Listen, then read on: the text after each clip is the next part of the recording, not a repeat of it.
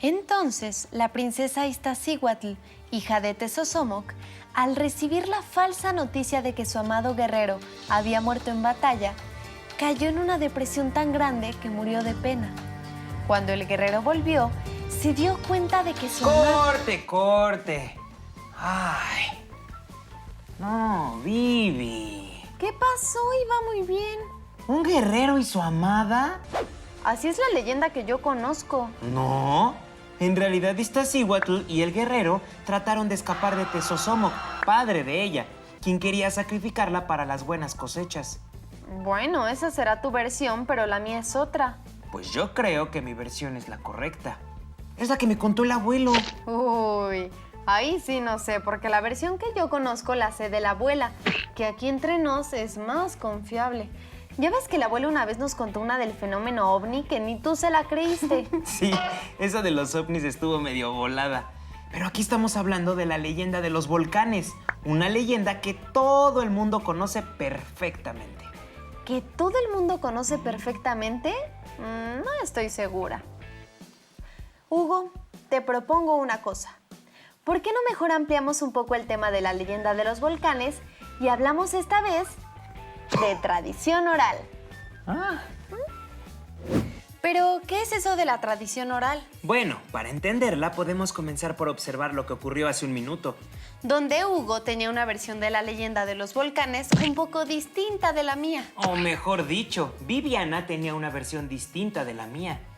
Pero ambos conocemos la leyenda. ¿Qué significa esto? Bueno, de entrada, que la leyenda del Popo y el Iztaccíhuatl es muy popular. Pero de la que en realidad no existe una sola versión definitiva o única. ¿Y por qué no existe? Porque la leyenda, como muchas otras expresiones de nuestra cultura, es parte de eso que llamamos tradición oral. Y como parte de la tradición oral, llegó a nuestros oídos después de haber pasado de boca en boca de una forma viva, cambiante y enriquecida. Como la leyenda de La Llorona. ¿Recuerdas que ya hablamos de ella? Uy, sí, ¿cómo olvidarla? Pero ¿cómo sucede esto de que la tradición oral cambia y enriquece los relatos? Pues me imagino que la clave está en lo oral y no en lo escrito. Es distinto cómo se reproduce un conocimiento o una historia cuando está plasmada en un texto. Así es. Cuando algo así descrito podemos citarlo con puntos y comas, y ese conocimiento, historia u opinión permanecerá ahí, inalterable. La escritura es una expresión cultural relativamente nueva, donde transmitimos las ideas entre personas e incluso entre generaciones. Pero no es la única. La palabra hablada ha sido un vehículo muy importante para transmitir ideas y por lo tanto cultura y conocimiento. Tan importante o tal vez más que la palabra escrita, pues la palabra y la tradición oral nos acompaña desde que inventamos el lenguaje hablado. Exacto. Hemos hablado, platicado, nos hemos contado historias o anécdotas desde hace mucho más de 10,000 años.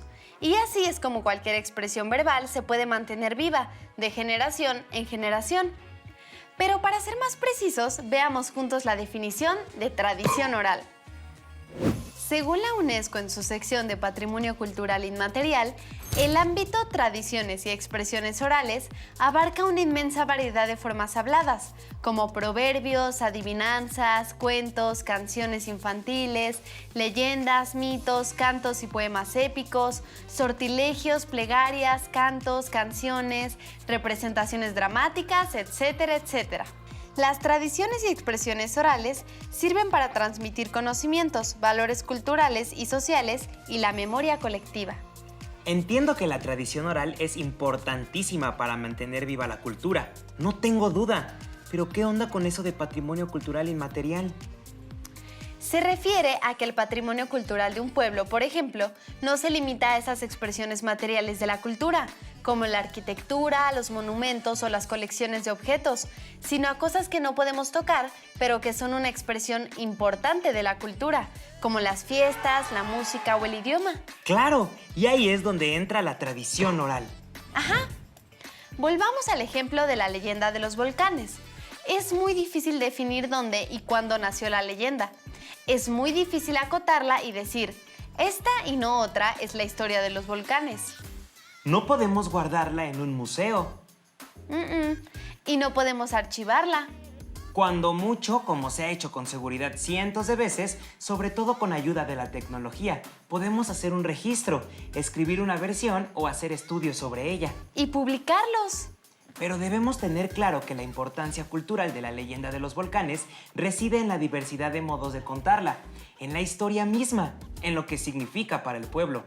Nada de eso se puede tocar, no es material.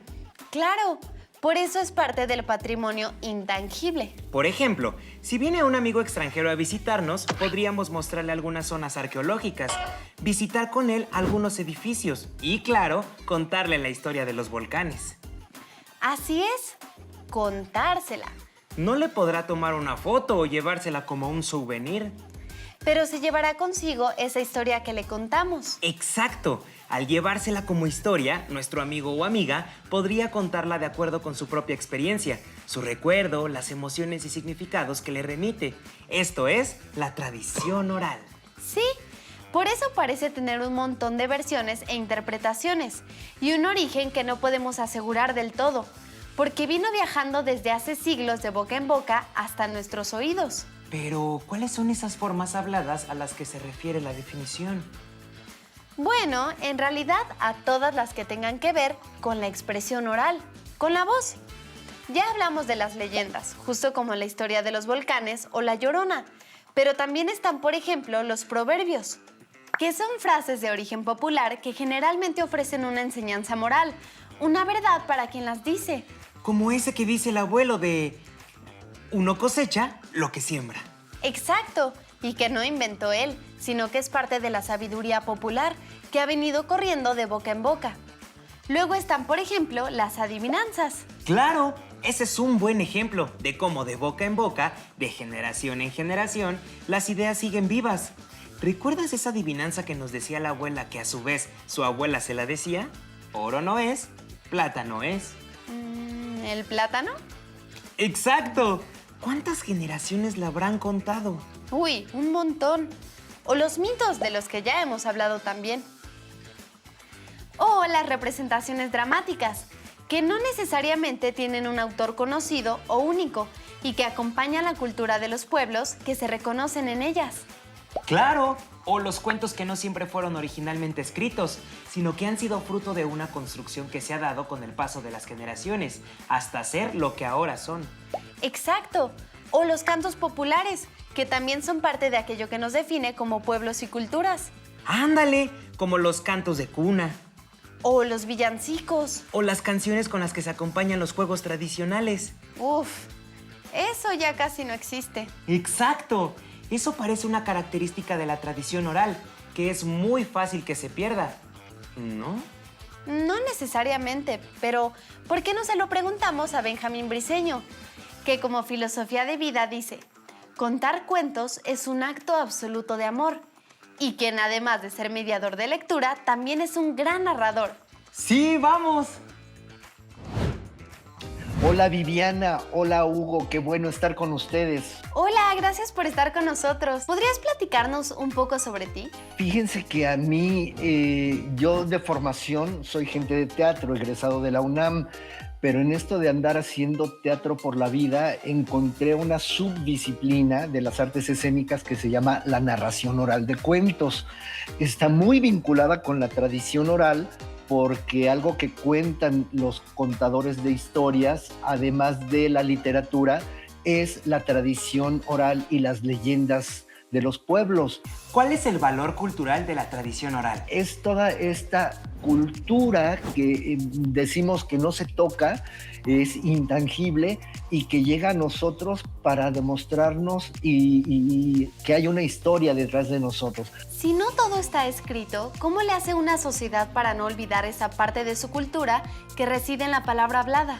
La tradición oral está muy viva, por ejemplo, en las comunidades, los núcleos urbanos. Todavía en los núcleos semiurbanos, rurales, está muy vivo esto de contarnos la historia, el origen del pueblo, por qué una calle tiene tal nombre.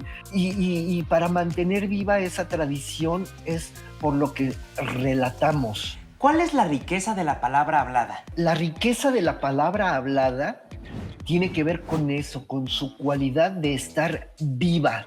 de que te afecta las emociones, los sentidos, y cuando te conmueve, te lleva a la reflexión, que eso es lo que nos importa mucho al transmitir las leyendas, los mitos de origen o la literatura. Una obra que te conmueve te permite después pasar a un proceso de reflexión acerca de por qué estos personajes se enfrentaron tal conflicto, cómo resolvieron sus dudas existenciales, cómo se resolvió un problema social en aquella época y cómo lo resolvemos ahora. Por eso nos gusta mucho leer historias y escuchar leyendas del pasado, porque vemos a otros seres humanos que también tienen las mismas dudas, problemas y conflictos que tenemos nosotros mismos.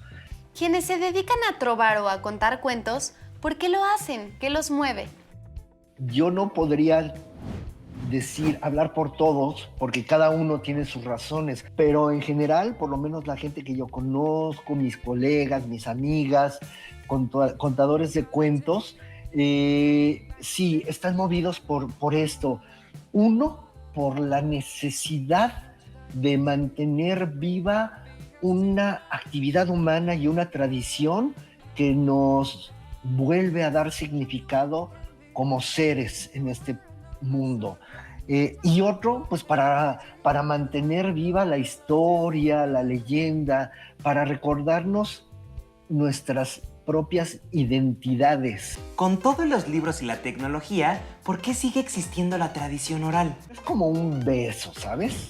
No es lo mismo mandar un emoji con un corazoncito en la boca como beso que darse verdaderamente un beso de manera física, sintiendo el contacto. Estoy hablando de esta experiencia humana cercana. Porque sí, en un video nos pasa, vemos una serie, una película, vemos un video y ocurren cosas que sí nos conmueven, nos gustan, nos arrancan la carcajada y son lindas. Pero tenemos la necesidad a veces de ir a escuchar a un ser humano aquí a unos metros de ti, en que lo ves sudando, en que lo ves conmoviéndose. A veces oyes cómo se le quiebra la voz, porque necesitamos eso, humanidad. Y humanidad es también lo tangible. ¿Qué dice nuestra tradición oral de nuestra cosmología? En el origen, bueno, pues nuestras cosmogonías explicaban cómo se creó el mundo, por qué hay lluvia, de dónde viene el fuego, y entonces crearon a los dioses. Y esos dioses de esas culturas originales son diversos. Ahora que tanto hablamos de la diversidad, es bellísimo ver cómo en nuestros orígenes la propia visión del mundo de los antiguos era de diversidad en las deidades. Y, por ejemplo, cuando ya llegan nuestros abuelos españoles a esta tierra, pues ya traen esta visión distinta europea de un solo Dios. Muchas gracias, fue un gusto platicar contigo. Bye, cuídate. Viviana, Hugo, gracias por invitarme a compartir con ustedes. Espero lo hayan disfrutado, pero sobre todo espero que les quede la cosquillita de conocer más mitos, más leyendas, más historias de nuestros pueblos originarios para que disfruten la riqueza de la tradición oral, pero también que ustedes la cuenten para que se mantenga viva. Gracias, hasta pronto. Ya nos va quedando claro cómo eso tan intangible como lo es la palabra hablada es tan importante en la construcción cultural de una sociedad. Exacto. Cómo a través de la palabra los pueblos, las sociedades, las culturas también construyen lazos, memoria y se reconocen a sí mismos. Y cómo sin ella, sin la palabra hablada, estaríamos desprovistos de una parte importante de nosotros mismos, de nuestra identidad. En esta película, por ejemplo, Ulises, el protagonista, se ve obligado a migrar a los Estados Unidos. Con él lleva pocas pertenencias, pero como espectadores entendemos que parte de ese equipaje está en una voz propia, que lo define como persona y como parte de una forma de ver el mundo. Y que si bien le pesa porque el contexto cultural al que llega es totalmente distinto al suyo. Sin esa memoria, Ulises no sería Ulises. Ahora imaginemos cómo, con el fenómeno de la migración, pueden reconformarse comunidades de migrantes que comparten origen, historia y cultura en países en los que no nacieron. y cómo la tradición oral es un factor cultural que los ayuda a permanecer. Como las comunidades latinas en el sur de Estados Unidos, O los esclavos de origen africano. o los italianos, judíos o irlandeses en Nueva York. O los españoles republicanos en México. Además de sus equipajes, en ese bagaje cultural que llevan, la palabra hablada es uno de esos gestos que les permite seguir perteneciendo. Sí no a una tierra, sí a una memoria cultural. Algunas de esas culturas van acompañadas de la palabra escrita, por lo que es más fácil preservar la memoria a través de ella. Pero recordemos que no siempre y no todas las culturas tienen acceso a un registro escrito de la lengua, por lo que la memoria oral cobra más importancia. Pero entonces, ¿qué hacemos si queremos conservar todas aquellas historias, cantos, frases o leyendas que acompañan, por ejemplo, a una comunidad? Bueno, está la tecnología. Las instituciones académicas, los gobiernos o las propias comunidades pueden utilizar no solo la palabra escrita, sino también la tecnología de la información para contribuir a salvaguardar esas tradiciones orales. ¡Claro! Se pueden grabar en audio y video, por ejemplo. Así es. En México existe una Fonoteca Nacional que procura conservar a través de la tecnología, entre otras cosas, rasgos de las tradiciones orales de nuestros pueblos. Ay, se me antoja ir un día. Pero eso no es solo una alternativa a la posibilidad de guardar esa memoria de una forma escrita, sino que ofrece más oportunidades. ¿Cómo cuáles? Por ejemplo, si bien en un libro podemos hacer un registro de refranes, de cantos, de leyendas o de expresiones, a través del audio y el video podemos también hacer un registro de elementos expresivos que acompañan a la lengua, como la entonación o los gestos verbales. ¡Claro! ¿Te imaginas que hoy pudiéramos tener un registro en audio y video de la primera vez que alguien contó la leyenda de los volcanes? Sería toda una experiencia y veríamos un montón de cosas que hoy ya no podemos ver. Por eso es tan importante preservar de todas las formas posibles la tradición oral, ya que mientras más lo hagamos, nuestra memoria sería más nítida. ¿Recuerdas, Hugo, aquella vez cuando eras niño y le mordiste la cola a un perro? ¿Cómo no lo voy a recordar? Si tú, mi papá, mi mamá y los abuelos se la pasan repitiendo la anécdota todo el tiempo. ¿Lo ves? ¿Qué veo? Tu última frase define perfectamente lo que es la tradición oral. Repetir esa anécdota de manera oral sirve para que la sigamos recordando. De otra manera, tal vez ya lo hubiéramos olvidado. Bueno, por mí que no la repitieran en cada reunión familiar. Ay, hubiera sido ideal haber tenido un video del momento. No, por favor. Pero a cambio de eso está la memoria que construimos con las narraciones orales e incluso la posibilidad de que una leyenda se enriquezca con el paso de las generaciones. O sea, que se le puede agregar a mi historia con el perro. Bueno, creo que con este ejemplo ya comprendimos todos cómo es que existe la tradición oral. Sí, pero para entenderlo mejor, tal vez nos sirva repasar algunas de sus características. A ver.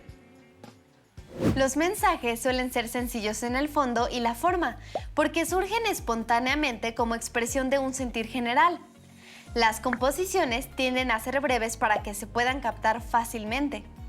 Si bien hay un creador inicial, otros individuos a través del tiempo van rehaciendo la obra que se considera un bien común a disposición de la comunidad. Es común que este tipo de narraciones o expresiones orales, al ser reproducidas en infinidad de ocasiones, se vayan modificando o deformando con el paso de los años. Como consecuencia, aparecen variantes de una misma historia. Claro, como la leyenda de los volcanes. ¡Exacto! Pero hay casos en los que la tradición oral no solo depende de esa fragilidad que a veces parece tener la palabra hablada. ¡Qué buena pregunta! Para responder eso, tenemos un par de invitados de lujo. A ver. Están aquí Jacob y Wilhelm Grimm, los hermanos Grimm, que nos platicarán su experiencia como escritores de cuentos infantiles. No somos escritores. Y no son cuentos infantiles. Se me hacía raro que vinieran dos escritores. Sí, es que en realidad nos consideramos recopiladores de esos relatos y leyendas. Nosotros no las escribimos, sino que nos dimos a la tarea de escuchar esos relatos y transcribirlos, de modo que no se perdieran en el olvido. En todo caso, somos transcriptores. Ok, pero ¿cómo que no son cuentos infantiles? Bueno, en realidad son leyendas y relatos populares. que claro, pueden leer los niños, pero su origen está en las tradiciones de algunas regiones de Alemania. Entonces, ¿podemos decir que el origen de sus cuentos está en la tradición oral? Efectivamente, durante algún tiempo recopilamos relatos tradicionales, pero nos ocupamos de conservar la pureza de las fuentes orales, por lo que solo incluimos aquellos relatos de los cuales estábamos plenamente seguros que hubieran sido transmitidos fielmente. ¡Ay, una tarea difícil! Pero fascinante. Además que como toda tradición oral, esto no es algo que uno haga solo. Bueno, lo hicieron juntos. No me refiero a eso. Me refiero a que, por ejemplo, recurrimos a los suegros de Wilhelm, muy aficionados a contar cuentos. O a la niñera, quien también era una gran contadora de cuentos, y de quien conocimos a detalle historias como La Bella Durmiente del Bosque o Caperucita Roja. O Blancanieves, que es un relato que escuchamos de nuestra amiga María Hasenfly. Y muchas otras personas que nos ayudaron contándonos esos relatos que solo habían vivido de boca en boca. Es decir, que sin ellos y sin ustedes, nosotros no hubiéramos conocido historias que hoy son parte del dominio popular en casi todo el mundo. Es probable. Bueno, entonces cuando ustedes dicen que no son escritores sino recopiladores, no suena tan mal, es una tarea muy importante. Siempre nos interesó la preservación de la palabra hablada, de modo que pueda seguir viviendo a través de las generaciones. Algo parecido a nuestra definición de tradición oral. De hecho, con ese mismo afán, en 1854 publicamos el diccionario alemán, que recogería todos los vocablos existentes de la lengua alemana. Una gran tarea eso de preservar la palabra. Claro, si tú quisieras podrías ubicar aquellos relatos que han vivido solamente en la palabra hablada y darles registro de forma escrita, de modo que no se pierdan. De hecho, tengo una historia de un niño mordiéndole la cola a un perro que creo que podría interesarle. Ok, creo que es hora de irnos. Hay historias que ya están muy gastadas. Creo que es momento de hacer un ejercicio sobre la tradición oral. Y yo ya me imagino de qué va. No lo dudo. Lo primero que tenemos que hacer es encontrar algo que sea parte de la tradición oral. No tenemos que viajar lejos. Puede estar cerca y ser parte de nuestra cotidianidad. Puede ser una anécdota de tu papá, Prohibidas las historias con perros. un chiste que algún amigo inventó, La porra de un equipo de fútbol. la palabra extraña que inventó la abuela, La historia de esa casa misteriosa que cuentan en la colonia. la canción que cantan los abuelos. Y lo que sigue es simplemente registrarlo. Lo puedes escribir, pero no olvides que el registro con medios audiovisuales puede ser conveniente si lo que queremos es también documentar los tonos de voz o los gestos. Y por último, consérvalo en algún archivo físico o digital. Etiquétalo o rotúlalo y de preferencia cuenta a los demás que existe y que pueden acceder a él cuando quieran. Si bien no necesariamente estarás haciendo una aportación fenomenal a la cultura. ¿Quién sabe? ¿Por qué no? Es cierto. ¿Por qué no? De cualquier manera, estaremos entendiendo la importancia de preservar las tradiciones orales. ¿Yo ya empecé? ¡Qué rápida! Sí, mira. Ok. Cuando la cola del perro estaba frente a un... Ok, con esto terminamos el programa. Esperamos que les haya servido y nos vemos a la próxima. Bye. Y entonces agarró la cola y... Baby. ¡Ay! El perro...